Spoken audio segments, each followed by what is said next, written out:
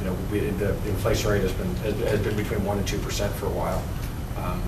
2007, 2009, there was a small period when the oil prices were falling where there was deflation. If you took out oil and food prices, we really weren't plagued by problems of inflation at all. The pre-World War II, I think looking at cooperation, it is easy to go through and to look at all sorts of failed institutional arrangements prior to World War II. If we look at the actual number of world institutions, it's relatively small. If we look at things like the reciprocal tariff treaties, the Covenant-Chevalier Treaty between France and England, essentially they say, okay, we're going to give reciprocal tariff rates, you lower yours, we'll lower ours.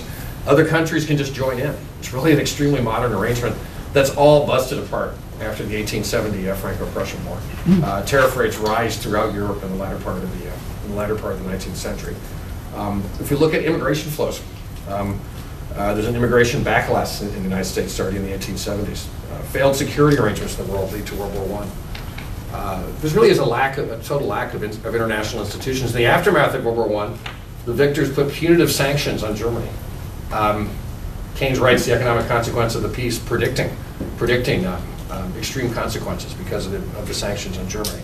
Even if we look at World War II, that was the initial response of the United States to put extreme sanctions on Germany and Japan, only changed really by the rise of the Soviet Union as a potential threat.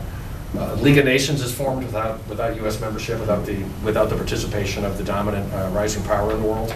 The arms reduction treaties of the 1920s failed to prevent old and new powers from arming. If we look at the Roosevelt administration, when it first comes into office in 1933, it explicitly tells its representatives to the London Conference, meeting urgently at the depths of the Great Depression, do nothing. Just go and listen. We don't want to participate in any major international efforts. The representatives go to London. They say almost nothing. They go home. Other countries are shocked.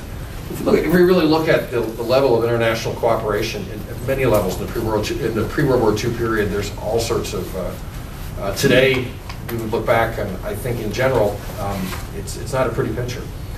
On the other hand, you could read this book, Lords of Finance. And it's a great book, I highly encourage it. It talks about the four central bankers in the period of the teens, the 20s, and the 30s. And it looks at the four major central bankers in the world and looks at their informal cooperation and how that informal cooperation really helped to coordinate international policy, and yet when one person becomes ill, the coordination breaks down. When another person feels a little bit threatened and heads out to sea on the eve of the British devaluation, well, that's also a problem. So it shows some of the personalistic nature of the early cooperation efforts in the pre-World War II period. If you look at post-World War II cooperation, it would, and I'm sure Seiji would be happy if you were here at this seminar, to see all the initials up on the board. But I mean, we have the establishment of the IMF, the World Bank, the UN, regional development banks, formation of European economic, political, and security institutions ranging from NATO to the EU to the Euro, global trade arrangements, formation of WTO, regional free trade areas, including ASEAN, NAFTA, bilateral free trade agreements, end of the Cold War, establishment of independent governments, global cooperation against Al-Qaeda. We have the G20, APEC, the ASEAN Regional Forum Plus. These are all really, I think, major cooperation achievements, both in the economic and the political arena. If we go back and we look, they've really been accompanied by two waves of economic globalization. It's not really worthwhile to talk about globalization. If we want to talk about globalization, we could talk about the Twitter or the Facebook revolutions that have recently swept the Middle East as an amazing example, I think, of globalization.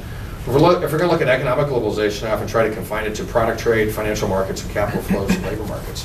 The period 1870 and 1910 is truly remarkable because we really get some integration on all of these levels. It ends at the period 1910 to 1950, and then 1950 it resumes again. It's really worth, if we look at 1950, let's just try the US again, we see the United States is in a period where there's no immigration happening. We have some refugee immigration. Capital markets are really shattered. There's virtually no international integration of capital markets. Product trade is at very low levels. Most countries don't have convertible currencies. That's only 60 years ago. If we go back to 1950, it's just not that long of a time ago. The first wave of globalization ended. We could always talk about as the second wave. Is the second wave ending? And in some ways, some of the second wave that we look at already has ended, but others are very different than the first wave. The first financial integration was really driven by the gold standard, which facilitated investment flows. There were massive flows of investments to the Americas, Asia, developing Europe. World War I, we saw the change in the creditor status, where the major lender is no longer Britain or France, it's the United States. Britain and France have gone into debt from World War I. There's a decline in lending during the 1920s. The United States capital market institutions are really not quite developed enough to handle the additional international needs. They're very good at handling domestic needs, but not international needs. The financial markets really were just decimated in the interwar period. If we look at, for example, levels of direct foreign investment, international lending in the 1930s, they're extremely low. International trade falls by 2/3 over that period, 1929 to 1933.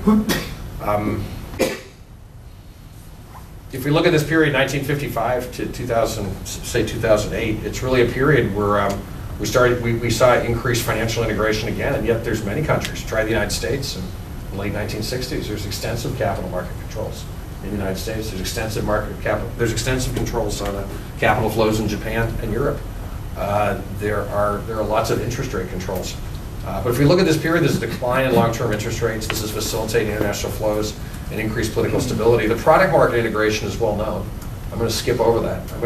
The labor market integration, of course, we had tremendous labor market integration over that period, 1870 to 1910. But already a backlash was building. And in the United States, after World War I, there was virtually a total ban on immigration. There were very few immigrants that came to the United States over that period, 1924 to 1965. It was not